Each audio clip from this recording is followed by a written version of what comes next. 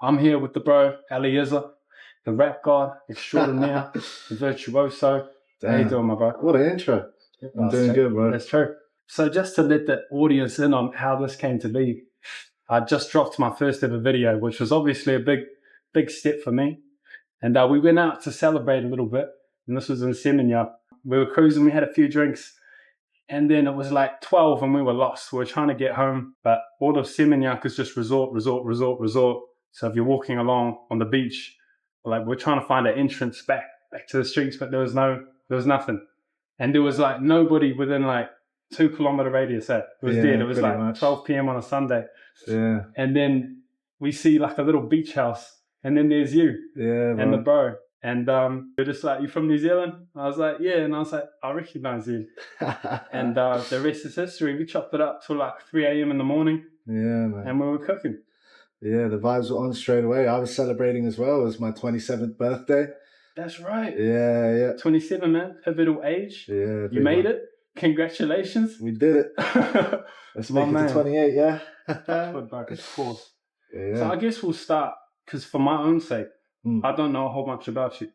So what was the genesis of this whole dream for you, and when did that start? Okay. It's tough to really pinpoint, to be honest, bro, because like I was always writing poems and stuff like that as a kid. But I think really the inception of writing raps and pursuing being a rapper started in my last year of high school. I was golden age. Yeah, it was a low point for me, to be honest. I had kind of lost a lot of my friends. A lot of people kind of switched up on me, and there was like a split in the friend group, and I only really had like a couple friends. I was quite lonely, and I just turned to writing raps to kind of vent and cope with the difficult times that I was going through. And, you know, sometimes you write a bar about being the man because you just want to feel like the man, even if you're not, you know what I mean? And maybe things I wanted to say to certain people that I couldn't say, I just put into the raps. And that was when I was 17. And then from that moment, I think I was writing like almost daily. I just got hooked because it was just like, you know, some people had a diary or a journal or whatever. For me, it's always just been the raps. Yeah. So that was kind of like the seed that was planted. And then for 3 years, I just write raps every single day. Not really thinking I'd do anything with it, not thinking it was possible to become a rapper or anything, you know? Yeah. Because you're not told that it's a feasible career choice, you know? So was this in New Zealand or was this in the UK? New Zealand. So I moved to New Zealand when I was 13. Okay. Yeah. That's an interesting switch age. Yeah. Because you've kind of grown up there, and then the teen years. Exactly, Kiwi style. Yeah, so it was like very different to how I grew up in London, because I was also super religious in London. So when I came to New Zealand, you know, I was at a Jewish school in England. So I went from being surrounded by, you know, British Jews to like joining Pakuranga College, where I'm like one of the only... Right. Yeah, only your British rugby people. team was savage. Yeah. They ran through us every time, bro. Really? Yeah. Yeah, big that's some South good African players, boys, bro. eh? Yeah, a few of them. Yeah. But yeah, so I went from, you know, being like almost like a leader in my tribe as a kid to like being the only Jewish guy in my school, and also like being one of the few Brits. So I was really so different. I really just wanted to fit in. Experienced bullying for the first time. Oh, wow. So it was like a big shock to the system. It would be. But I think I adjusted eventually, you know? Yeah, cool. Very cool. Yeah, bro. Interesting that you started with poetry. Yeah. I think I was the same. You were? Yeah. And like short stories and stuff like that. Yeah, I used to love writing. Yeah. And to this day, I think writing, journaling, it's the best way for me to clear my head. And if you make a habit of it, you can get good at it. Absolutely, bro. You do anything enough, you get good at it, right? That's right. Did you freestyle as well? Yeah, a bit. Yeah. My freestyle games remains weak to this day, but that's not something that I practice, right? So, yeah, no. What about you? Yeah, so after about a year of writing a lot, when I graduated Pakuranga College, I went on a gap year and I spent like a fair bit of time in Canada with my friends, and cool. My friend and now producer Jake, or Tenor, he was always beatboxing, And so whenever we got wavy, he would just beatbox, and then all the boys would on. just freestyle. And like that whole year, I was freestyling so much. Cool. Got really good at it, and I think that helped my pen game and vice versa. So I was just freestyling all the time and writing all the time, and that I think was what really leveled me up as a writer and a rapper. The synergy of the two. Yeah, man. That's very important. Yeah. Because anyone can sit down and write, and then like when it comes to spit it, it's like, you know, it doesn't match how they think it'll sound in their head. Absolutely, and like getting the transferring the confidence through can be a block for some people. No doubt. That's also time on the mic, though. You know, when it comes to the way you perform something, like performing, like I feel like people, especially at the start, rap different in their head, rap different when they're rapping out loud, rap different on the mic, and rap different when they're performing. You know what I mean? And each of those are a different craft, and eventually you want to get your songs to sound as good as in your head, and you want your performance to sound as good as your songs. Totally. You know? And you dabble in production too, right? And mixing and mastering? Yeah, so I do a bit of production, but mostly engineering with the mixing and mastering. Right. Because Tenno is just like infinitely more skilled at producing. Yeah. I mean, and this is your Canadian bro that you're still connected to. And he's your main producer? Yeah, main producer. Yeah, I mean, I've made songs with other producers, and he's made beats with other producers that I've hopped on as well. So like 95% of my catalog is just him on the beats. Bro. They're really good. He's good, bro. Yeah. And your mixing and mastering is clearly top notch too, because it complements it perfectly. Thank you, bro. Very cool. So that begs the question, what does your creative process look like? Okay, good question, bro. Obviously, there's no one way to make a song, but the way that it most often happens for me is Tenno makes a beat. Maybe the beat is just a loop. Maybe it's completely finished, anywhere in between that. And then I'll write a song over the beat. It will draw some inspiration out of me. And then once I've got the idea of the song, I'll help him to structure the beat a little more, lay down the vocals, build it out.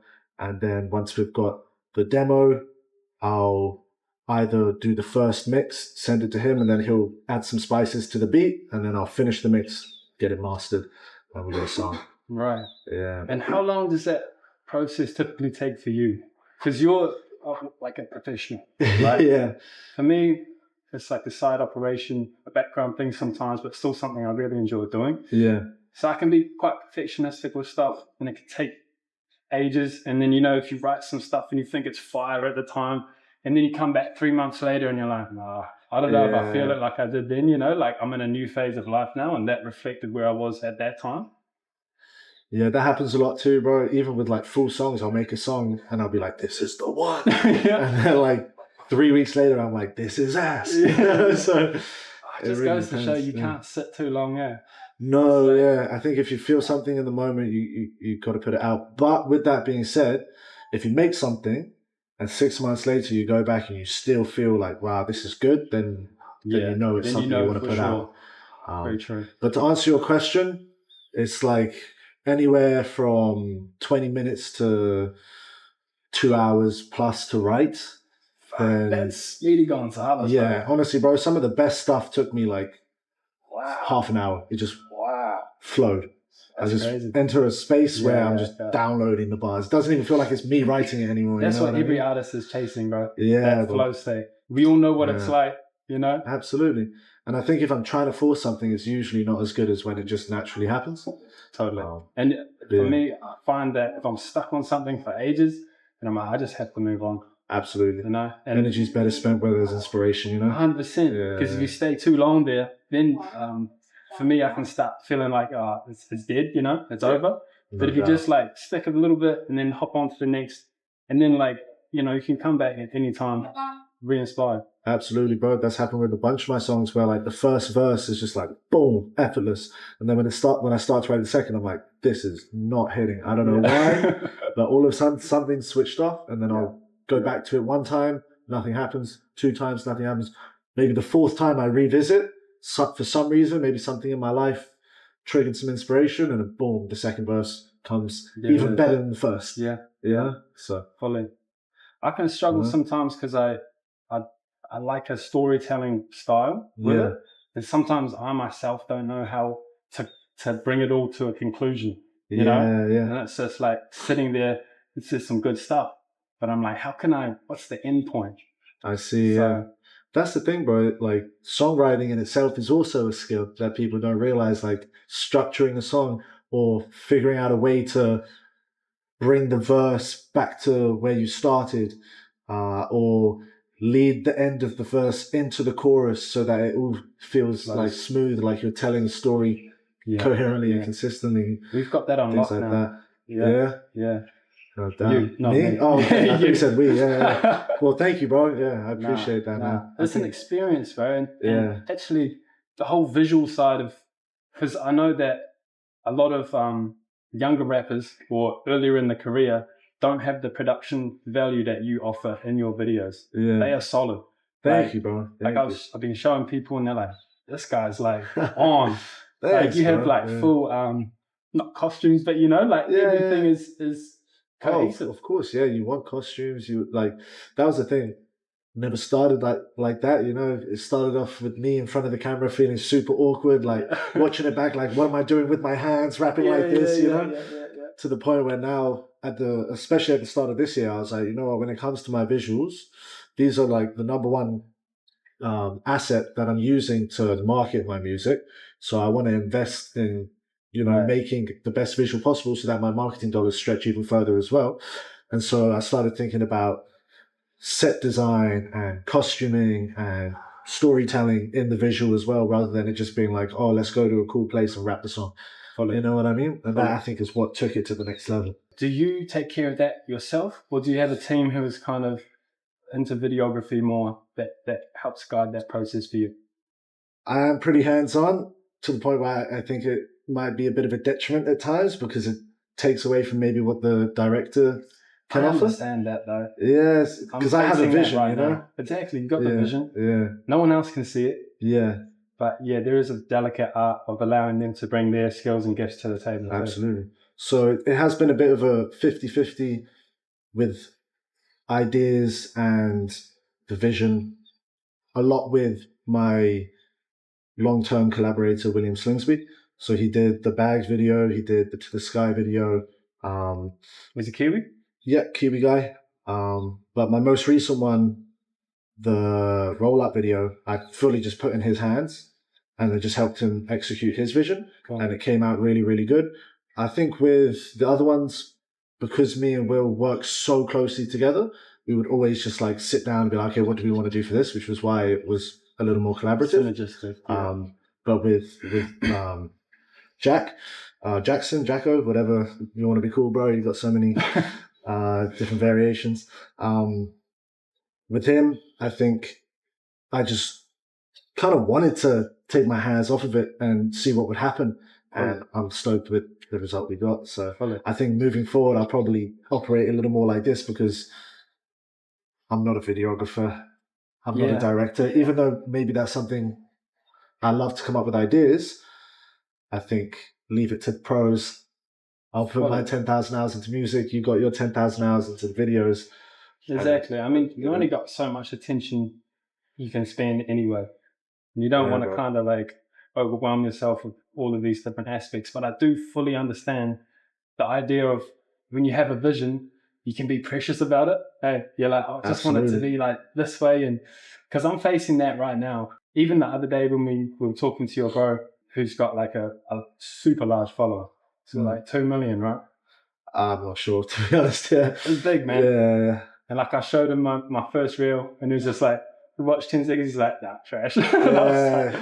And he's not the only one. There's heaps of people, especially because I'm young in my career. I feel like I want to come out the way that I've envisioned all these years, you know? Yeah. But as soon as I'm out here now, there's like, you should do it this way. You should make it a bit more flashy. You should make it a bit more like short-term, like entertainment almost for the following's sake.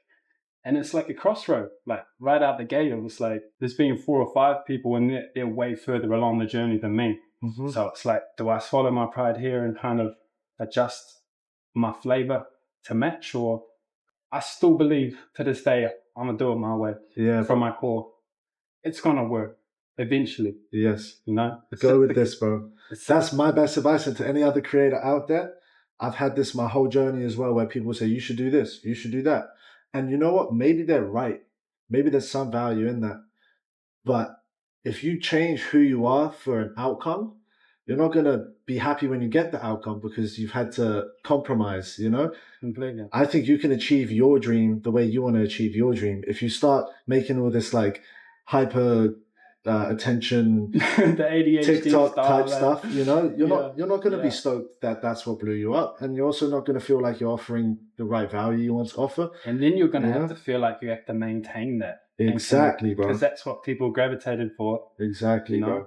And at the same time, bro, I genuinely believe like the purpose behind this whole thing really is just to be a vessel of you evolving yourself as a person. Like whatever your art form is, whatever your purpose or passion is, it's just to facilitate your personal evolution. So just evolve yourself to the point that you're so good and offering so much value to the world, just being you and authentically presenting your art, that it blows up because of that, not because you played some sort of algorithm game or whatever, you know? And you're undeniable at that point. Exactly, you know? bro. And then you can look back at your entire body of work proud, you know, like I did it my Absolutely. way. I'd say try that hyper-focused stuff if that appeals to you. If you want to, you don't know if you like it or not yet. You know what I mean? I'm sure there's a way to do it combined. Somewhere it between, doesn't have to be like no doubt, cheap and flashy. It can still have the meaning there too. Absolutely, bro. And so an example for me was I got advised by someone who works with a lot of labels that I need to pick my niche and I need to focus solely on one kind of music, right? Yeah. And so I was like, okay, you know what? I'll try that for a year, just do rap music. And that's what I've been doing this year. And I'm seeing some success in it, right? But I've got so many other kinds of songs that I want to drop. Let's say I only drop rap music and I blow up off of dropping rap music. Does that mean I never get to drop the other stuff?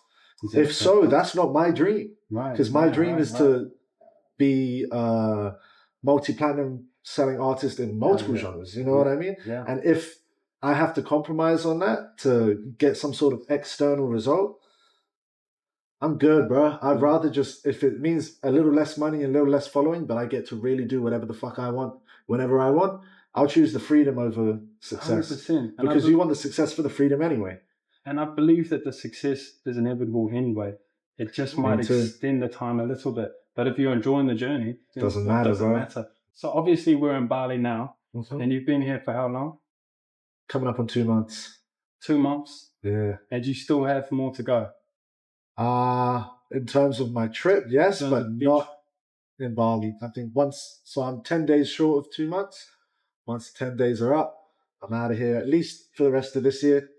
I'll probably come back eventually because I love this place. It's very beautiful. It's awesome, man. But it's also the first stop of my trip. I don't know if I love Vietnam more, Thailand even more. So do you see yourself returning to New Zealand?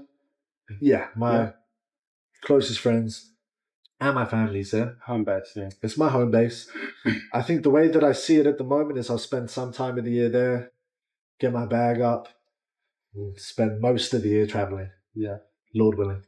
That's a good way to do it, man. Yeah. And plus, it gives you a chance to miss either, you know?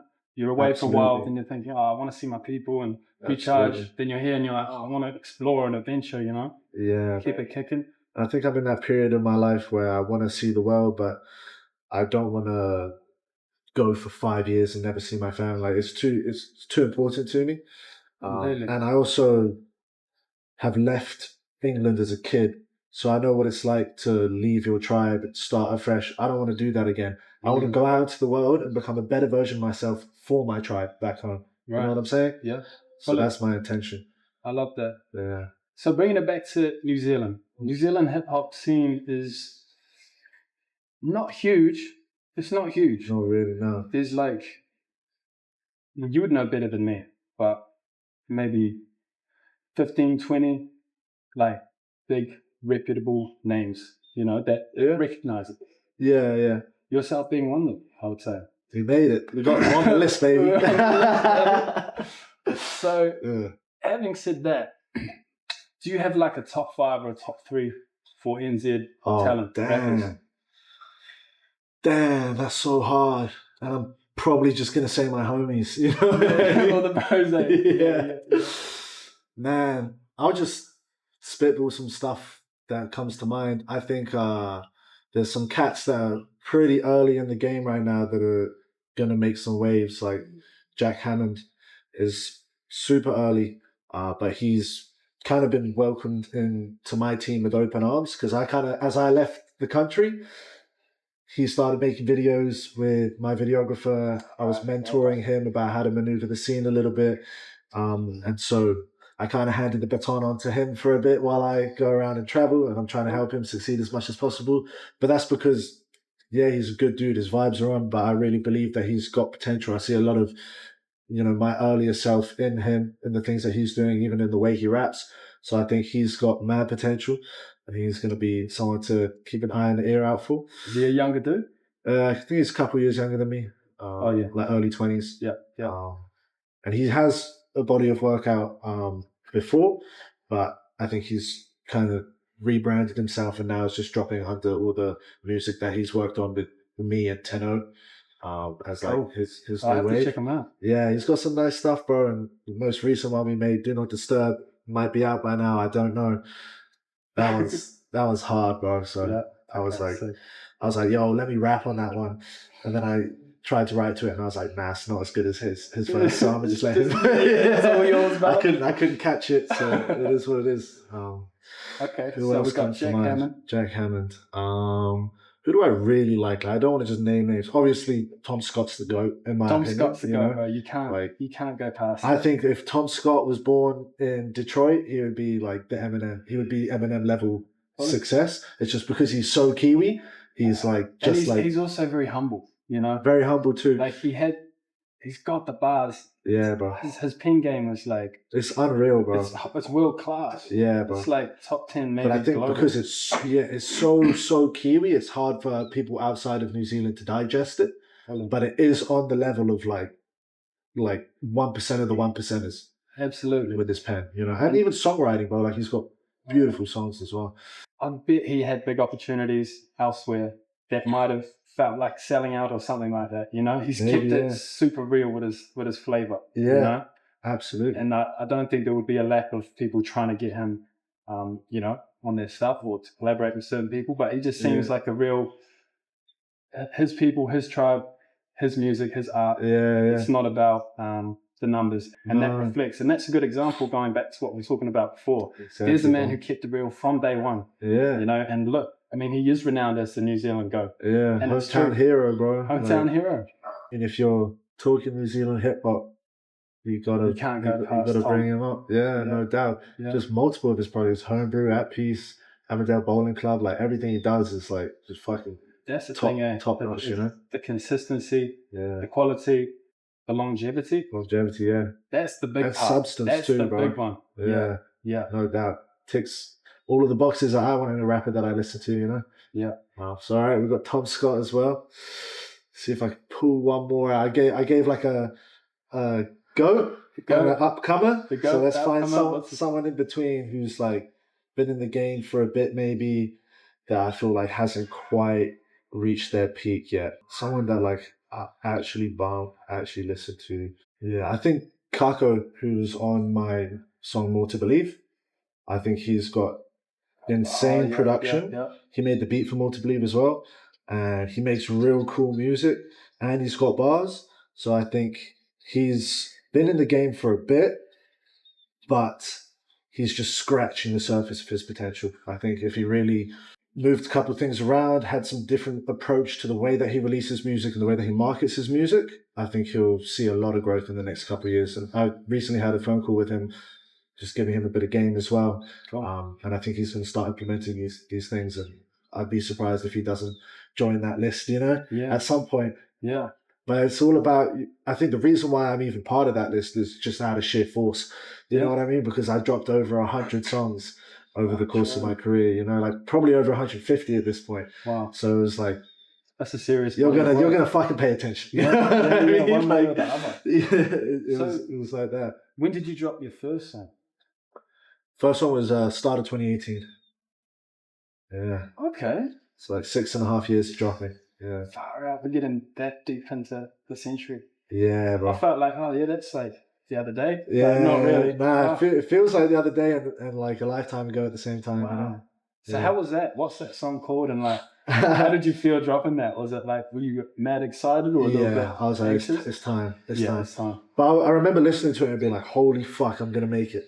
You know what I mean? Yeah. Now I That's listen when you back know. to it and I'm like, bro's got a long way to go. You know what I'm saying? Yeah. But you have to have that delusional confidence at the start to get you through 6.5 years of being broke and struggling, you know? Absolutely. And so I still listen to it now and I'm like, there's the potential. But when I dropped it, I had already overcome all of that self-doubt and fear of putting myself out there. Yeah. It was like, once I'd made the decision to put it out, I was like, this is on. I quit my job, dropped out of uni, all of that stuff, like maybe a month after that. You know what I mean? Like I knew, all right, I'm all in now, you know? Once I made the decision, there was no looking back and I had no doubt in my mind that I was going to make it. So what was a turning point or like a career defining moment in those younger days? Did you have a track that really slapped or an opportunity arose or you met a mentor? That's the thing, bro, is for me, it's never maybe the moment's yet to happen, but it's always been like, this happened, and this happened, and this happened. It was like, okay, cool. We dropped the first album, and we got 100 people to a show. My first show with 100 people, and how was that? Gangster, bro. Yeah. Honestly, actually, my very first show, I got like 100. I sold 180 tickets, but it was because of the way I set up the show, and I think it was also because it was my first show, and I had been dropping music for a year before that. For me, it really was just like, okay, first show, cool. All right, now we got on the first Spotify editorial playlist, me. Oh, cool, now we sold 150 tickets. Oh, cool, now this artist wants me to open for them. Oh, cool, now like I got my first song with 100K plays. You know, and then things it was just step after step. And then like, all right, I do my first tour after I dropped an album that did very well. Not streaming wise, but locally it did very well. So I could tour off of it. Then after that, I opened up for an American rapper on tour.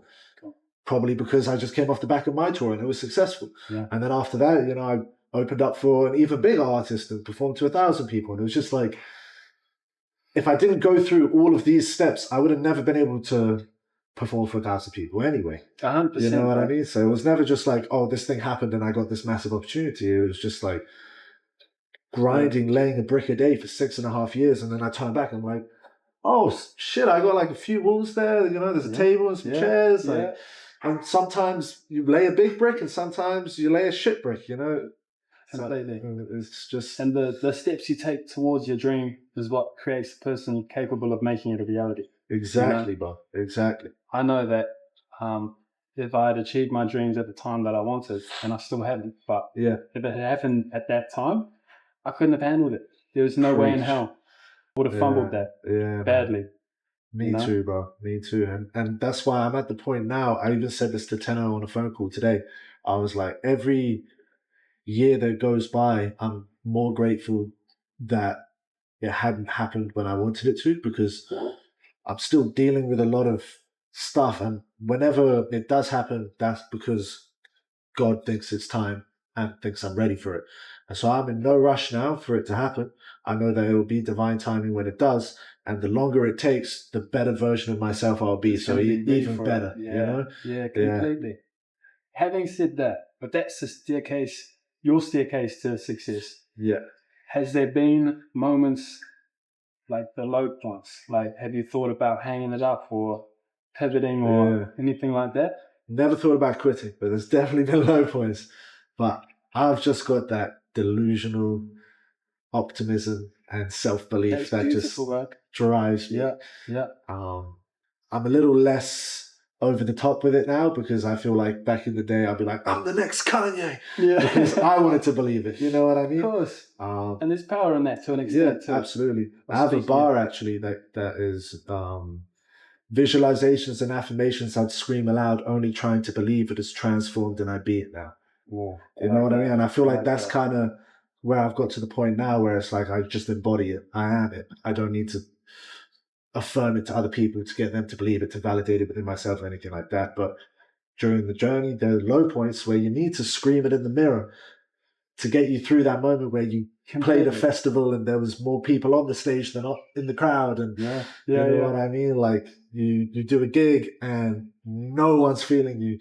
and you just want it to be over after the first song, you know? Yeah. And you drop a song that you think is the one, and it gets 3 plays in the first week, and you're like, what's going on, you know? Yeah. So Test of faith, bro. Test of faith. exactly, bro. Exactly. But I've come to realize now that it doesn't matter if it happens for me or not. It is going to happen for me because I love it so much. It's all I want to do with my life. But it doesn't matter if it doesn't because I love what I do. So as long as I can just live a good life doing what I love, that's cool with me. Absolutely, bro. So if you could wave a wand, work with one artist in the world, who would that be? Okay, dead or alive, or they have to be alive right now? We can do both. Do it. If you pick a dead, then we'll do an alive too. Dead, Mac Miller. Easily. Bro. Easily. Yeah. Like, that's my guy. That's my goat. And Really? I also think that, not my goat in terms of rap, but my goat in terms of artist. Like, he was dynamic. Exactly. Every single album was way different. And every album I became even more of a fan.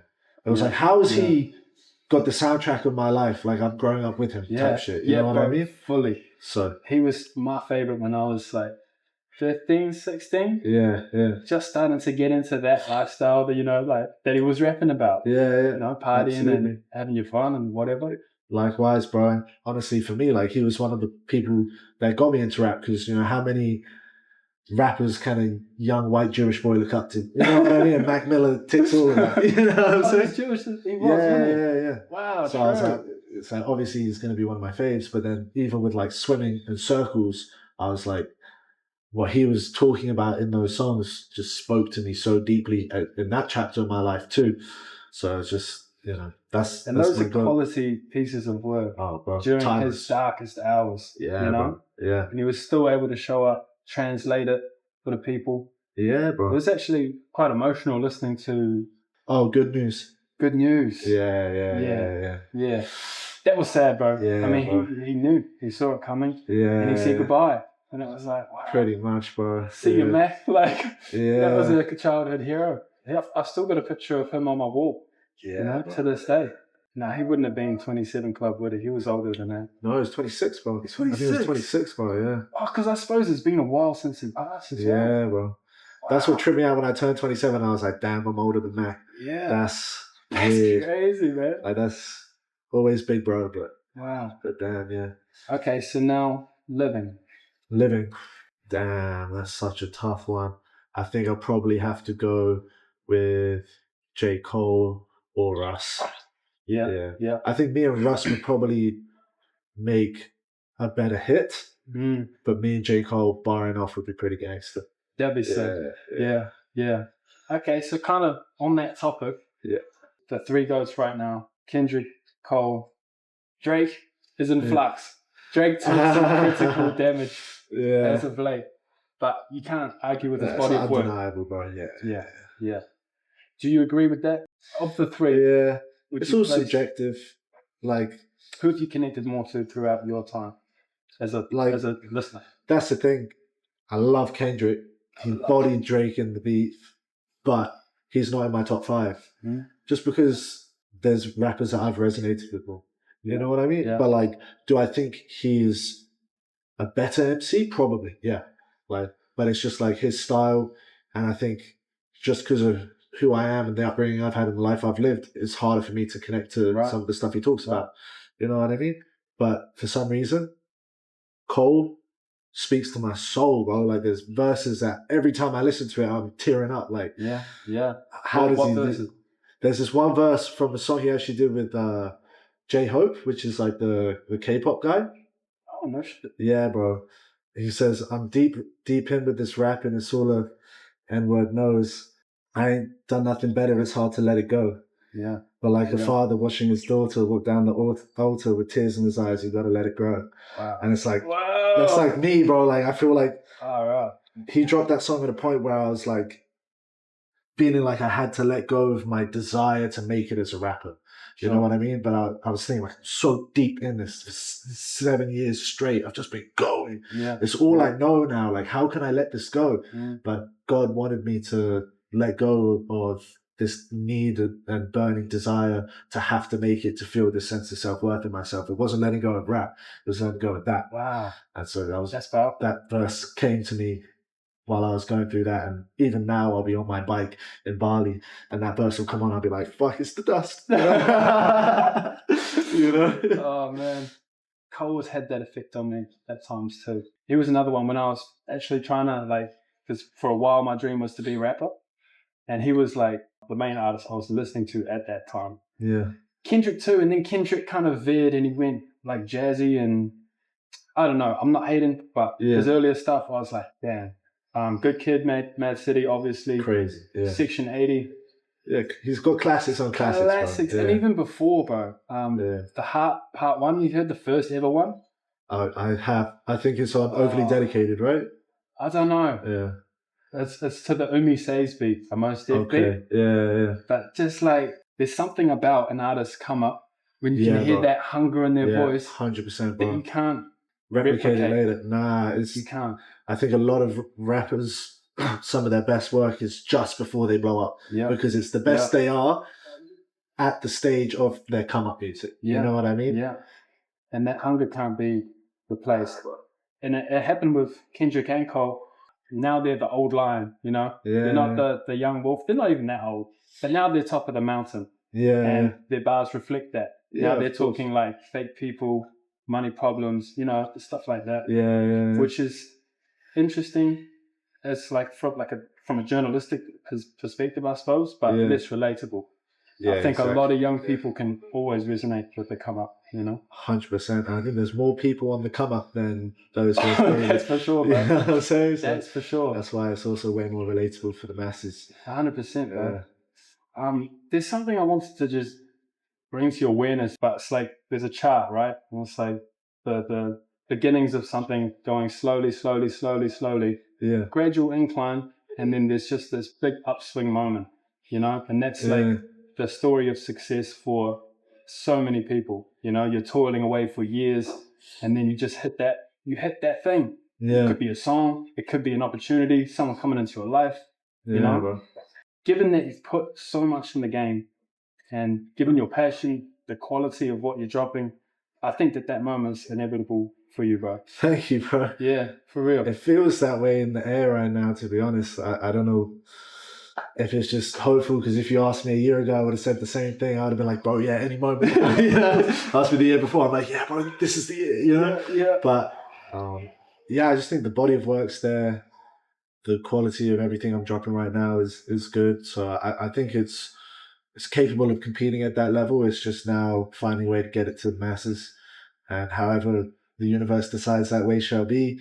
I think my problem for a long time was I was trying to force it to be a certain way, which was probably blocking it from happening. Right. But now I think I've cleared a lot more space. I'm a lot more open to letting God put his hands on it and make it happen however it's supposed to happen. Completely. But it's awesome to hear that from you.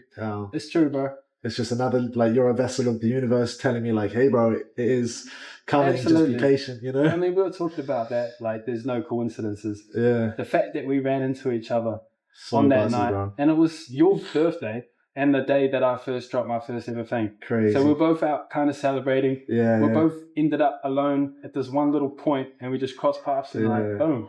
So crazy, bro. And I'm sure that the next time we see each other, we're going to be in a completely different place. I think so too, bro. I'm excited for that. I think we'll be more evolved versions of ourselves as well. I'd say so. And when you're back in New Zealand, bro, we should link for sure. Yeah, no doubt, bro. I could even like get some tracks in the chamber. Cool. And we could like, I don't know, do something with some stuff, bro. For sure, at the studio. Yeah. Cool, man. I'm definitely going to lock into the studio when I get back. So you have to come through, cook up, bro. Fuck yeah. No doubt. Awesome, bro. I'm always happy to spit some game on how to market it. Absolutely. Get it on all streaming platforms. And I like that about you too. You know, like you'll hand the ladder down to the next guy. You're not scarcity minded with it, you know? Not at all, bro. I wish someone would have done that for me on my come up. I had to really eat shit for a long time. The hard route, bro. Yeah. The spade. Yeah. And also I think there was a part of me early on where I did reach out to people and I got burnt or they'd bite the hand. So I was like, well, okay, fuck you then, you know? And then I went for like years, I don't fuck with any of you. Yeah. But then I think the more secure I got in my spot, the more I was like, you know what? Nah, like I can still give to people. I'm just going to choose who I give to. You know, you got good energy, and you connected pretty quickly. So I know that you're not a bad person. You're not going to try. You're not looking at me like a lick, you know. So I'm happy to help, you know. Hell yeah, bro. No doubt. So what's next for you? What's next? I'm still just going to travel the world. I'm going to drop some singles. I'm implementing a new marketing strategy that's working pretty well right now. Working on some business stuff to fund the lifestyle. But I'm honestly just trying to be as grateful and abundant as I can be right now. I think for a long time I was always like, what's next? Oh, well, I want to get 1 million monthlies and I want to, do a bigger tour and I want more and more and more. Now I just want to travel the world, have cool experiences, make enough money to live this lifestyle and still put money into my business and continue to grow. On the road, have you been writing or creating music too? Nah, bro, this is like the longest. It's been almost 2 months. I haven't even, maybe 8 bars I've written in 2 months, It's also kind of like filling up the cup, right? You Exactly. know, you're just like soaking everything in. Yeah. And I can resonate with that because I came on this trip myself to launch the career, to completely branch off in a different direction.